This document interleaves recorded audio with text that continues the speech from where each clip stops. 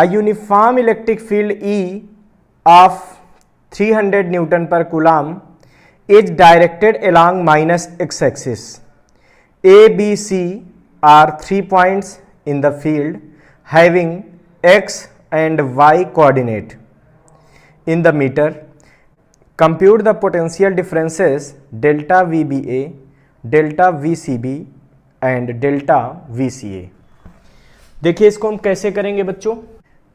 तो बच्चों अगर इस क्वेश्चन को हम ध्यान से देखते हैं तो हमें क्या दिया है, हमें 3 पॉइंट दे दिए ए, बी और सी, ठीक है, और हमें ई दे दिया 300 न्यूटन पर कूलाम, और हमसे कहा delta VBA, delta VCB and delta VCA, ये तीनों चीजें हमको यहाँ फाइंड करनी। और जो ये कोऑर्डिनेट दिए हैं ये सब किस में दिए हैं, मीटर में दिए हैं, तो ये सारे कोऑर्डिनेट जो हैं वो किस में हैं, मीटर में है। तो बच्चों बहुत अच्छी बात है, हमको यहाँ पर पोटेंशियल डिफरेंस निकालना है। तो यहाँ से देखिए पोटेंशियल डिफरेंस बराबर क्या हो सकता है, पोटेंशियल डिफरेंस बराबर हो सकता है E into d r minus का, ठीक है, मतलब potential difference is equal to E, अगर यूनिफॉर्म इलेक्ट्रिक फील्ड है तो E और इंटू डी आर, मतलब उन दोनों पॉइंट के बीच की डिस्टेंस। कौन सी डिस्टेंस, परपेंडिकुलर डिस्टेंस। तो बच्चों इसको देखकर अरेंजमेंट को हमको एक बात तो क्लियर हो रही है, क्या, पोटेंशियल सी पॉइंट का सबसे कम होगा। क्यों, क्योंकि हमने कहा ना on moving in the direction of field the value of potential decreases. इसका मतलब जब आगे बढ़े तो पोटेंशियल कम होता गया, तो यहाँ पोटेंशियल है, उससे कम यहाँ, उससे कम यहाँ, उससे कम यहाँ, उससे कम यहाँ, उससे कम यहाँ, मतलब सी का पोटेंशियल बी और ए दोनों से क्या होगा, कम होगा, ठीक है। तो अब चलिए हम बात करते हैं यहाँ पे, सबसे पहले हम डेल्टा वीबीए निकालते हैं। डेल्टा वीबीए का मतलब होता है बेटा वीबी माइनस वीए, ठीक है, वीबी माइनस वीए। ध्यान से देखिए, तो वीबी माइनस वीए में अगर आप ई इंटू डी आर लिखेंगे तो बी से ए की जो डिस्टेंस है वो तो आप निकाल सकते हैं, कितनी निकलेगी यहाँ से, ये निकलेगी, अगर आप बी ए फाइंड करेंगे तो बी ए कितना निकलेगा, बी ए का मैग्नीट्यूड निकलेगा रूट में x1 माइनस x2 का whole square plus y1 minus y2 का होल स्क्वायर, मतलब 4 माइनस 4 का होल स्क्वायर प्लस 4 माइनस 1 का होल स्क्वायर। कहने का मतलब बी ए आ गया हमारे पास 3 मीटर, क्योंकि उन्होंने दिया है कि जो कोऑर्डिनेट्स हैं वो किस में है, मीटर में है। तो जब यहाँ पे वैल्यू पुट करेंगे तो क्या आएगा, ई डॉट डी आर लगाएंगे, तो जरा ध्यान दीजिए यहाँ पे ई और ये बी ए एक दूसरे से क्या हो गए, परपेंडिकुलर हो गए,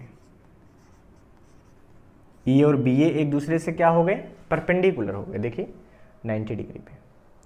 तो जब ई डॉट बी ए करेंगे, ठीक है, याद करो इसका वेक्टर फॉर्म ऐसे तो होता था, डी वी बराबर minus E into delta D R, vector product, तो वो कर दिया हमने।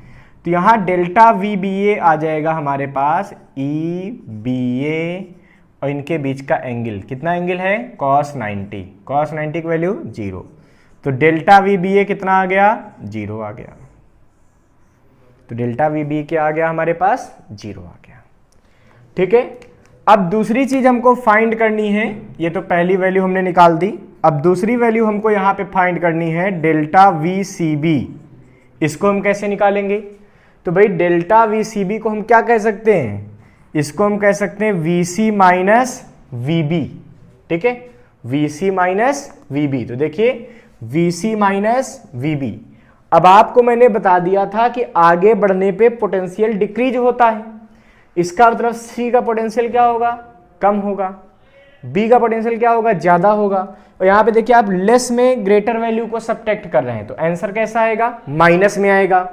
क्या आएगा, ई और इंटू इनके बीच की डिस्टेंस, ये डिस्टेंस कितनी है भाई, बी सी, ठीक है। अगर आप यहां भी ई डॉट बी सी करें तो E B C cos 0 degree आ जाएगा, क्योंकि देखिए इधर ही जा रहे हैं, इधर ही इलेक्ट्रिक फील्ड भी गई है, तो इसका मतलब ओवरऑल क्या होगा, 0 डिग्री बन जाएगा। इस वजह से यहाँ पे इंटू बी सी आ जाएगा, यानी कि ये ओवरऑल वैल्यू क्या आएगी, ई कितना आया है सोचिए, तो डेल्टा वी सी बी कितना आएगा, अब ये आएगा कैसा, हाँ ये आएगा माइनस में, क्यों? क्योंकि छोटी वैल्यू में बड़ी वैल्यू घटा रहे हैं, हमको पता आगे जाने पोटेंशियल डिक्रीज हो गया तो ये छोटा हो गया, छोटे में बड़े को घटाएंगे तो आंसर माइनस में।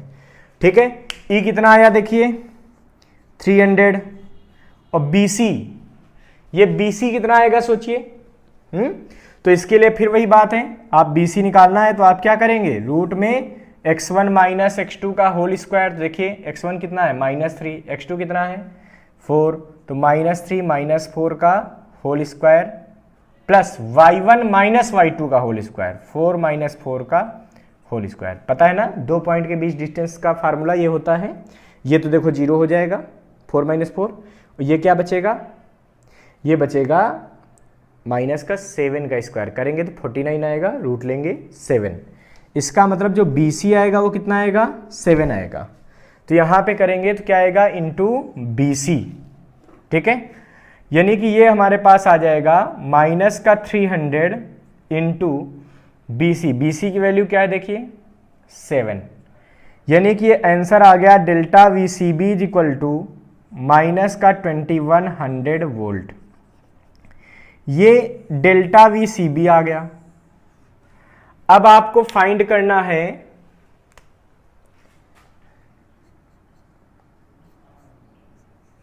डेल्टा VCA, फिर वही बात है माइनस का आएगा तो क्या करेंगे VC माइनस VA। देखिए हमको ये तो पता चल गया कि आंसर कैसा आना है, निगेटिव आना है।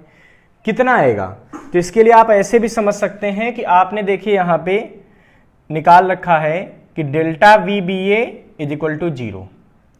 इससे आपको ये पता चला था कि VB minus VA is equal to 0, इसका मतलब VB is equal to VA।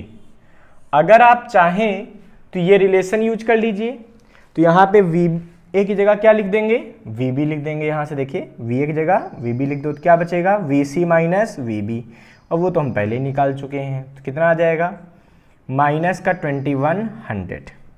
इसका मतलब इस सिचुएशन में डेल्टा VCA की वैल्यू भी माइनस 2100 वोल्ट आ जाएगी।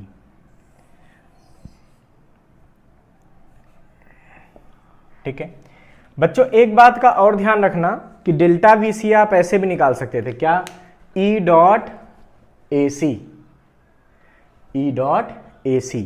और फिर EAC cos थीटा, फिर यहाँ से एक थीटा मान लेते, फिर उसकी वैल्यू कर लेते। तो ये भी एक तरीका था निकालने का, आप चाहे वैसे करें चाहे ऐसे करें।